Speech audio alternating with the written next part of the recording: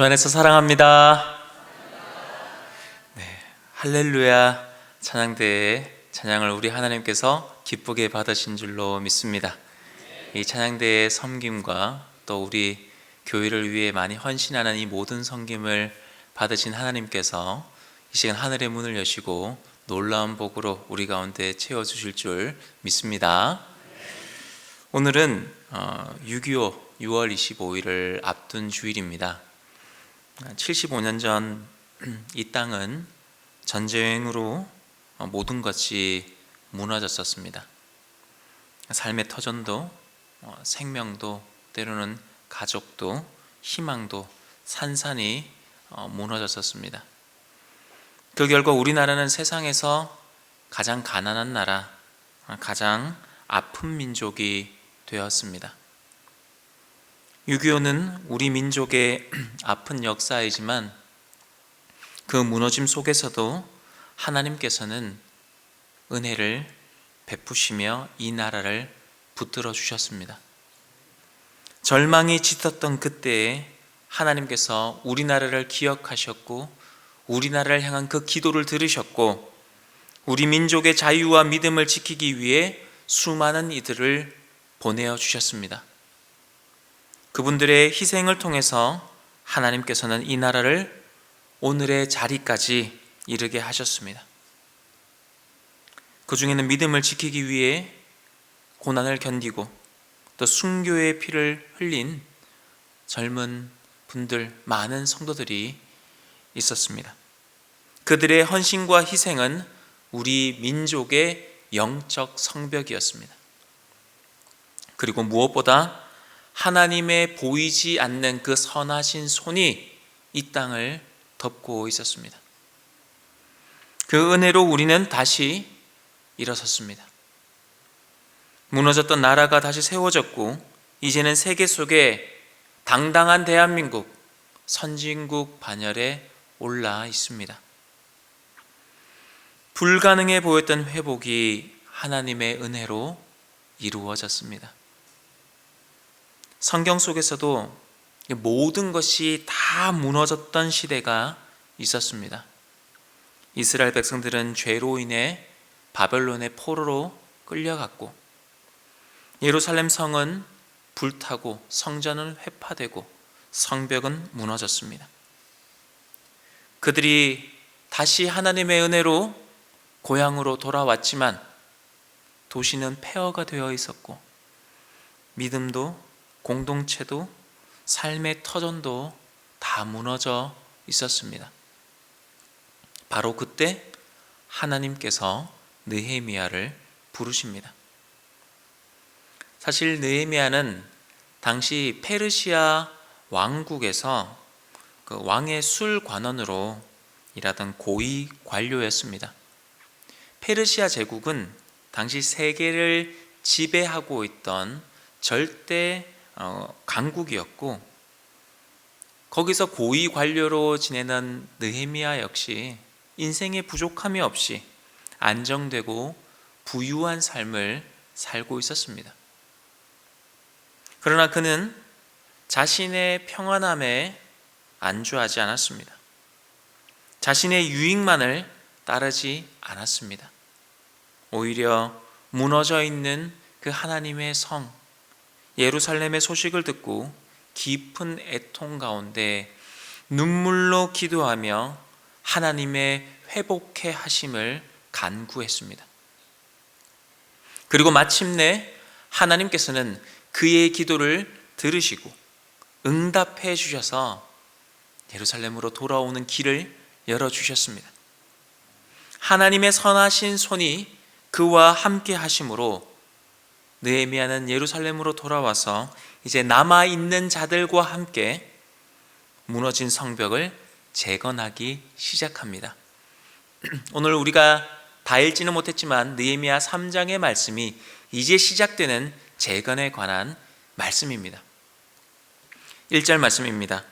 그때에 대제사장 엘리야십이 그의 형제 제사장들과 함께 일어나 양문을 건축하여 성별하고 문짝을 달고 또 성벽을 건축하여 함메아 망대에서부터 하나넬 망대까지 성별하였고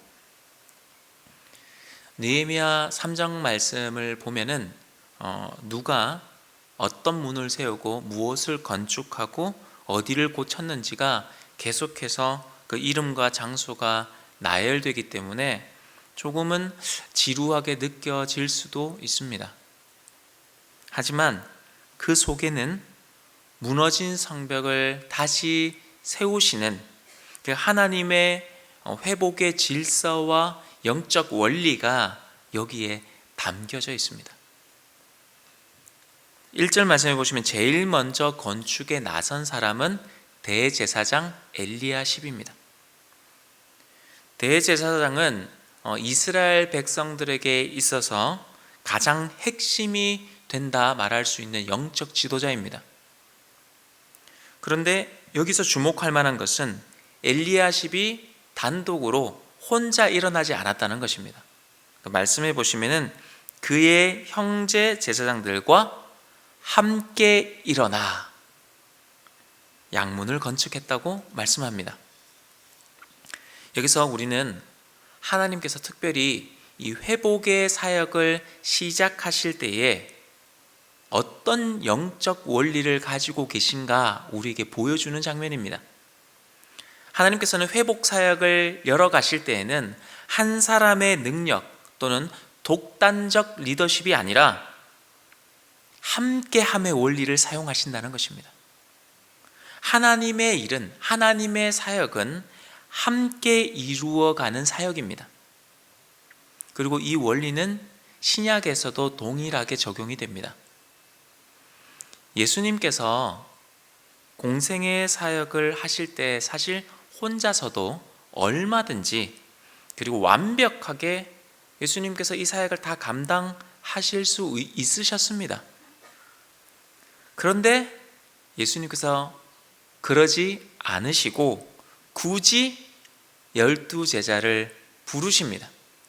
우리가 봤을 때 그렇게 완벽하지도 않고 그렇게 대단하지도 않은 그들을 우리 주님께서 부르시고 부족하고 실수 많은 그들을 훈련시키십니다. 그리고 마침내 예수님께서는 예수님이 감당하시던 그 귀한 복음 전파의 사명을 그 제자들에게 위임하십니다. 우리가 예수님을 믿는다고 하지만 사실 우리가 예수님을 믿는 믿음보다 예수님께서 우리를 믿어주시는 그 믿음이 더 크게 느껴지는 장면입니다. 우리 교회도 마찬가지입니다.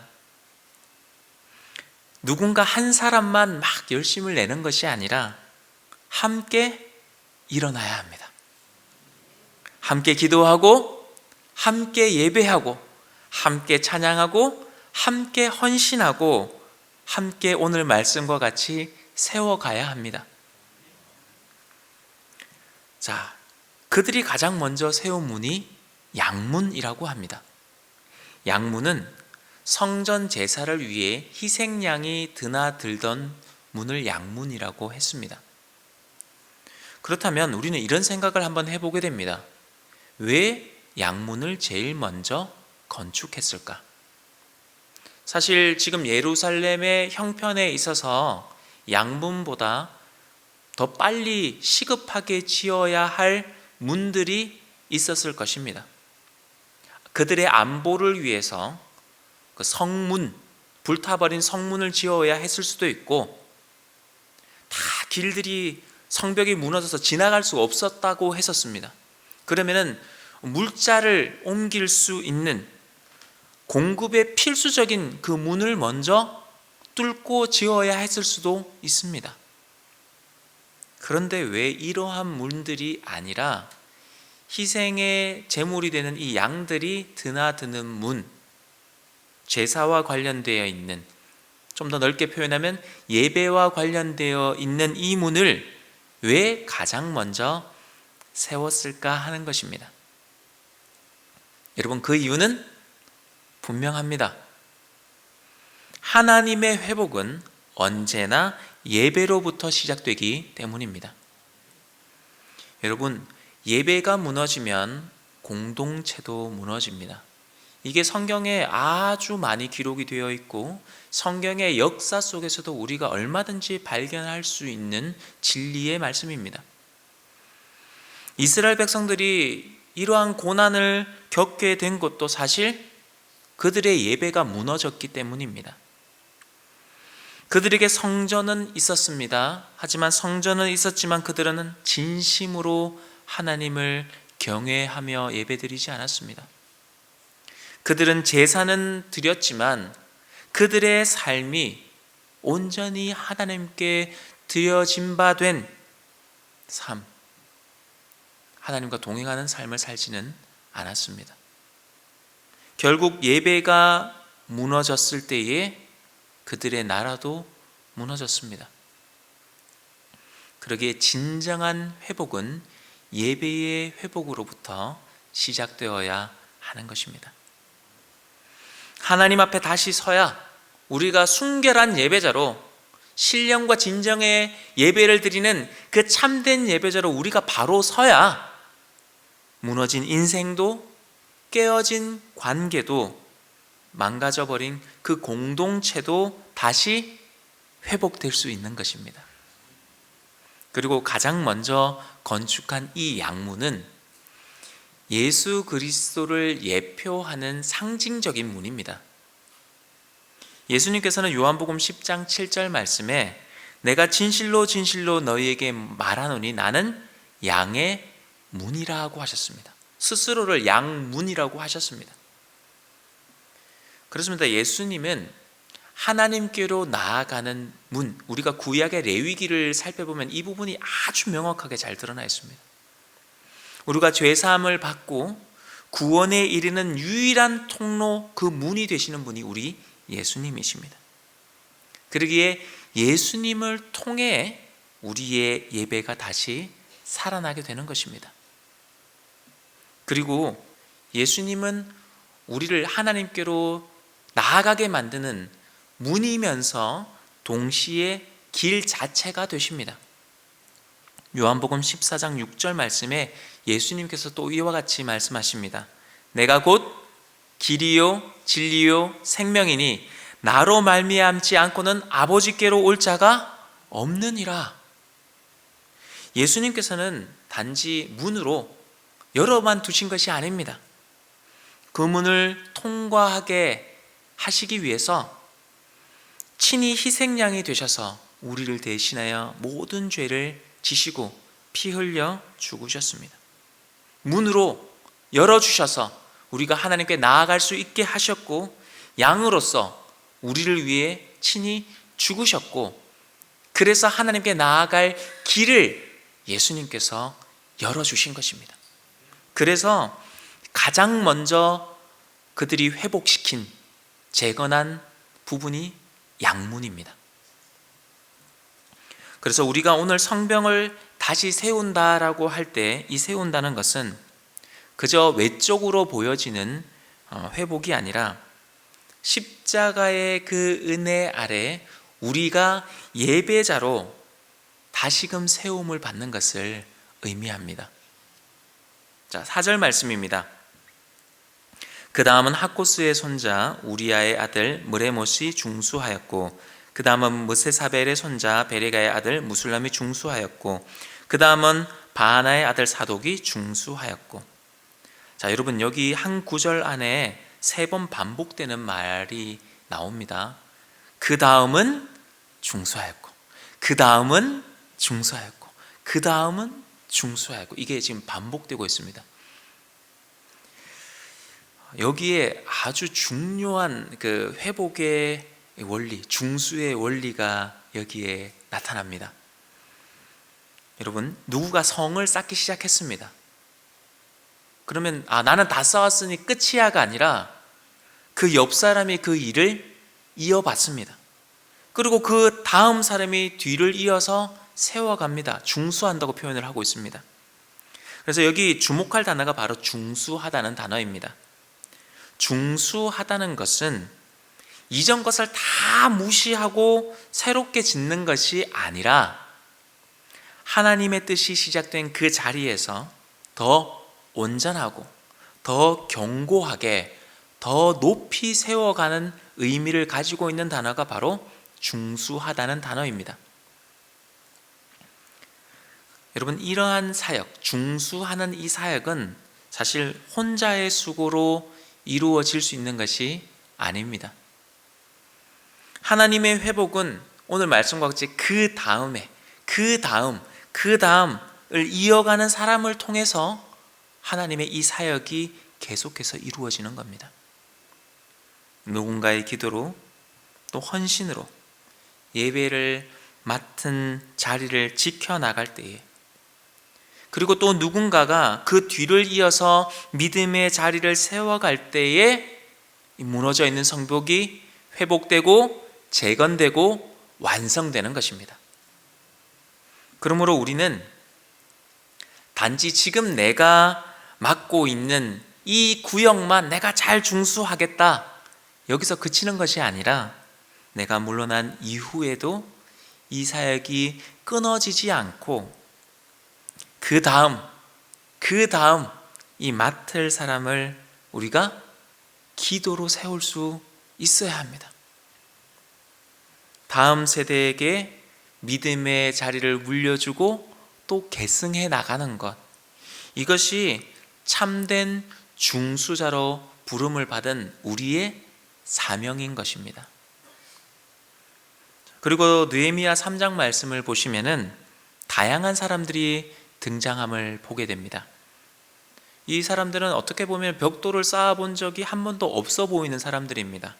금세공인, 향료 장사, 귀족, 평민, 심지어 딸들과 함께 일어난 가정도 있습니다. 이것이 바로 하나님께서 성을 세워가시는, 중수하시는 방식입니다. 하나님께서는 어떤 크고 위대한 한 사람을 통해서 일하시지 않으십니다. 본문의 말씀과 같이 작지만 자기의 자리를 지키는 사람들을 통해서 성을 세워가시는 겁니다. 지금도 마찬가지입니다. 하나님께서는 우리 각자에게 중수의 구간을 맡기셨습니다. 가정을 위해 기도의 구간, 자녀를 위한 중보의 구간, 복음을 전해야 할 전도의 구간, 다음 세대를 가르치는 교사로서의 구간, 섬김의 그리고 헌신의 구간들을 우리에게 다 맡기셨습니다. 그리고 그 구간을 중수하는 사람들을 통해 하나님께서는 오늘도 교회를 세워가고 계십니다. 우리 약수교회도 다르지 않습니다. 하나님의 영적 원리는 동일합니다. 정말 누군가는 새벽에, 누군가는 금요일 밤에, 누군가는 눈물로 기도하며, 누군가는 말씀으로 다음 세대를 품으며 묵묵히 수고의 땀방울을 흘리며 견고하게 자기의 구간을 중수해 가고 있습니다. 그 수고가 멈추지 않고 이어지기 때문에 우리 가천 약수교회가 여기까지 온 줄로 믿습니다. 그리고 여러분, 어쩌면 이 시대가 한국교회가 오늘날 많이 흔들리고 또 무너지고 있는 진짜 이유는 자기 구간에서, 자기가 하나님께서 맡기신 그 구간에서 손을 놓은 사람들이 있기 때문일지도 모릅니다. 그래서 오늘 말씀은 하나님께서 마치 우리에게 이렇게 말씀하시는 것 같습니다. 너는 일어나 내 구간을 중수하거라. 그리고 너만 중수하지 말고 다음에 이어서 연결되고 결합될 그 옆 사람들을 준비해라. 무너진 성벽을 재건하는 일은 누구 한 사람의 열심만으로 되는 것이 아닙니다.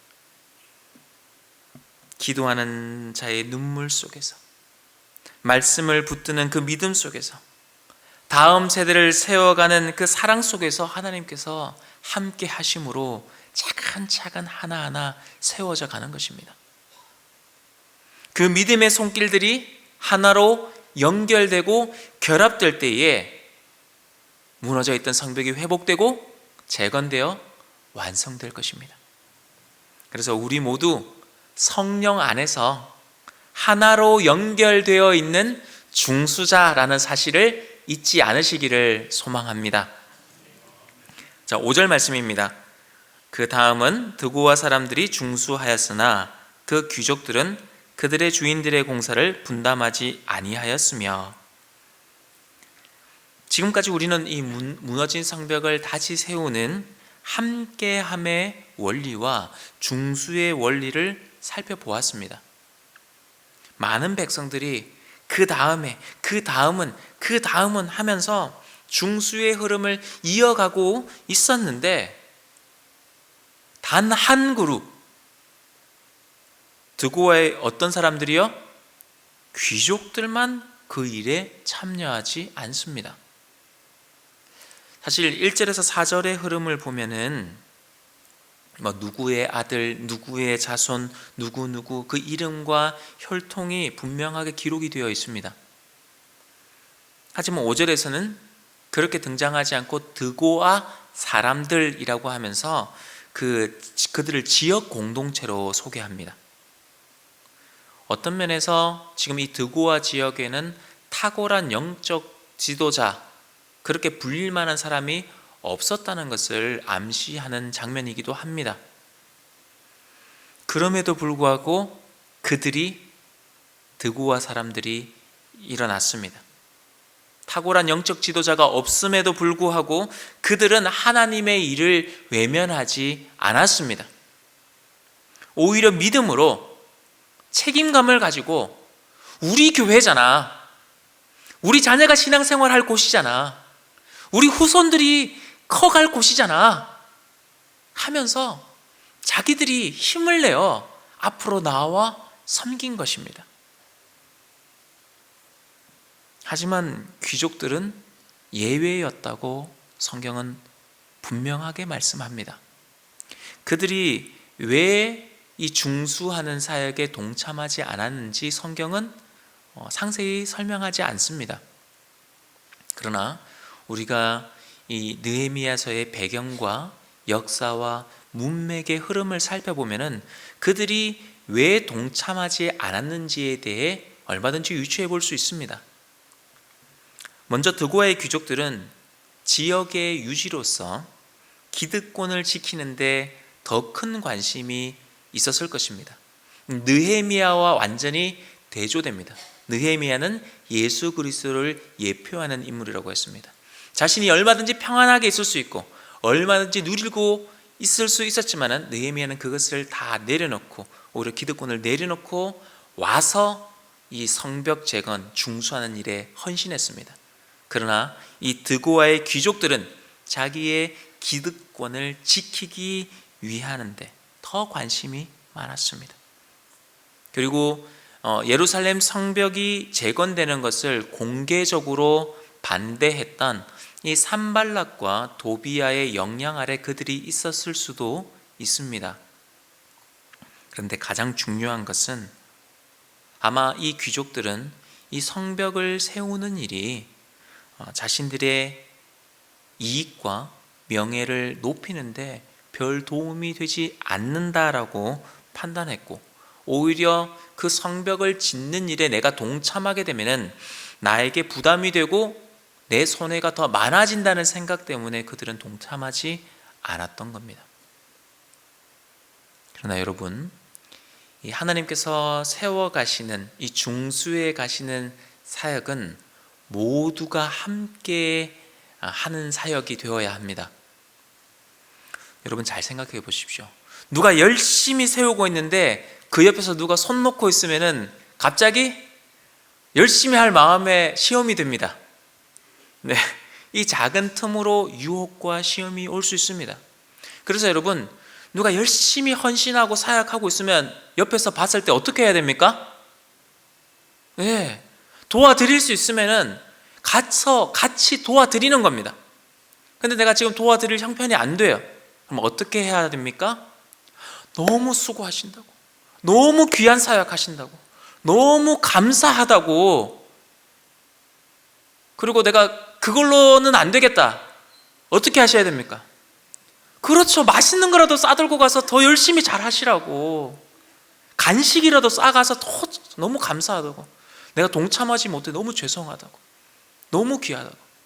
그런데 여러분, 그렇게 안 하고 참 헌신하고 있는데 옆에 가서 아유, 저 하는 거 봐라고. 저 좀 제대로 하려면 제대로 하지. 여러분, 그렇게 헌신의 불씨가 타오르는데, 그래서 그렇게 이렇게 하면은 어떻게 돼요? 지금 방금 말씀하신 거, 이게 틈이 벌어지게 되는 겁니다. 그 작은 틈이 벌어지게 되고 이 헌신자들의 마음의 불이 타오르다가 식어버리게 됩니다. 그러면 그 틈은 점점 균열이 되고 성벽은 허물어진 채 머무를 수밖에 없는 겁니다.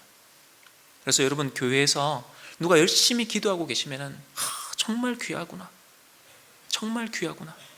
청소로, 꽃꽂이로, 주방에서 뭐 다양한 부분에서, 특별히 교사분들, 그런 분들 좀 많습니다. 방송실에서 모든 곳에서 안내하시고 하시는 그 모든 분들을 여러분들 다 보시면서, 오늘 찬양대도 그렇습니다. 여러분 나가면서 다 어떻게 한마디 하셔야 돼요? 수고하십니다. 당신이 우리 교회를 중수하고 계십니다. 그런 아름다운 말들이 우리 입에서 나와야 됩니다. 제가 잘 하지는 않지만 우리 옆에 한번 축복할 거예요. 당신이 하나님의 중수자입니다. 네, 그렇습니다. 여러분 덕분에 하나님께서 여러분들을 사용하셔서 우리 교회가 아름답게 세워져 가고 있는 것입니다. 우리 교회도 그렇습니다. 여러분, 회복이라는 것은 목회자 한 사람만의 열심으로 이루어지는 것은 아닙니다. 그리고 몇몇 성도들과 중직들의 열정으로만 완성되는 것도 아닙니다. 기도하는 자들이 있어야 됩니다. 함께 엎드리는 자들이 있어야 됩니다. 함께 말씀을 붙드는 자들이 있어야 하고, 다음 세대를 품는 자들이 있어야 하고, 예배를 지키는 자가 있어야 하고, 섬기는 자들이 있을 그때에 진짜 회복이 시작되고 중수가 되어지고 그 다음으로 이어지게 되고 이 회복이 완성되는 것입니다. 사랑하는 성도 여러분, 그동안 교회 곳곳에서 묵묵히 중수하셨던 분들이, 그렇게 헌신하셨던 분들이 계시기에 우리 약수교회가 여기까지 올 수 있었다 확신합니다. 오늘 본문에 보여주는 게 무엇입니까? 하나님께서 그 이름을 다 기억하고 계셨습니다. 너무 놀랍지 않습니까? 내가 너 어디에서 중수하고 있는지 내가 다 알고 있어. 내 딸, 내 아들 너무 수고 많았어. 내가 다 기억하고 있어. 너를 위한 하늘의 상급이 기다리고 있을 거야. 너무 수고 많아서 힘들었지. 사람들 알아주지 않고 오히려 너를 힘들게 만들어서 괴로웠지. 괜찮아. 내가 알고 있어. 내가 그 생명책에 다 기록해놨어. 지금 하나님이 그 얘기를 하고 계시는 겁니다.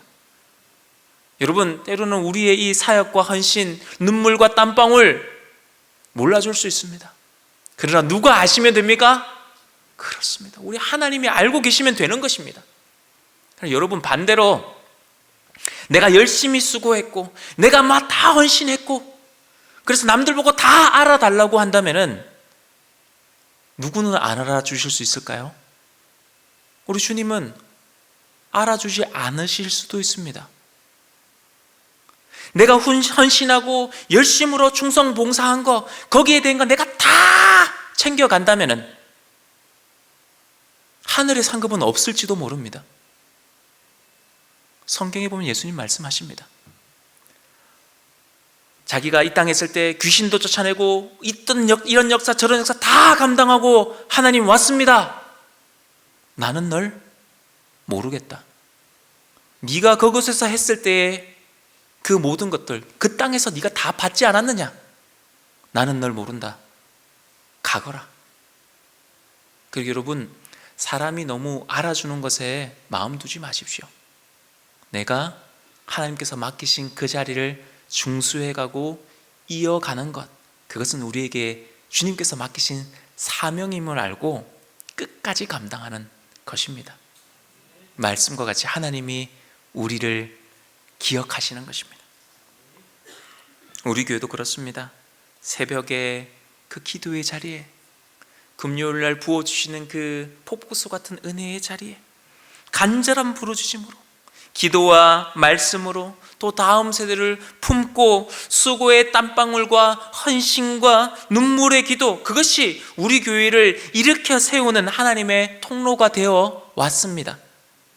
그리고 오늘 말씀처럼 우리의 신앙은 이제 중수되어야 하고, 이 믿음은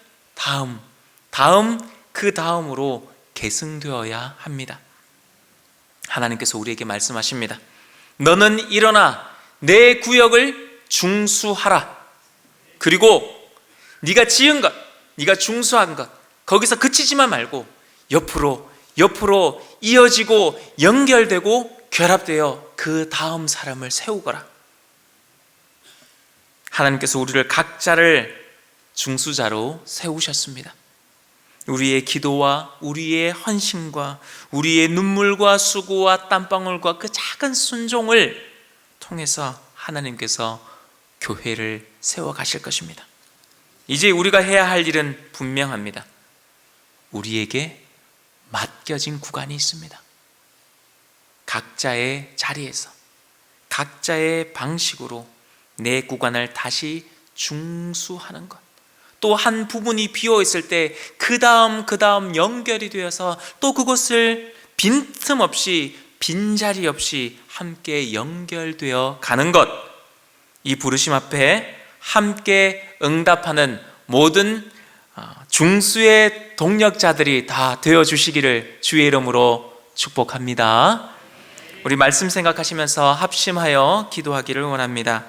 하나님, 우리를 중수의 사명자로 부르신 줄 믿습니다.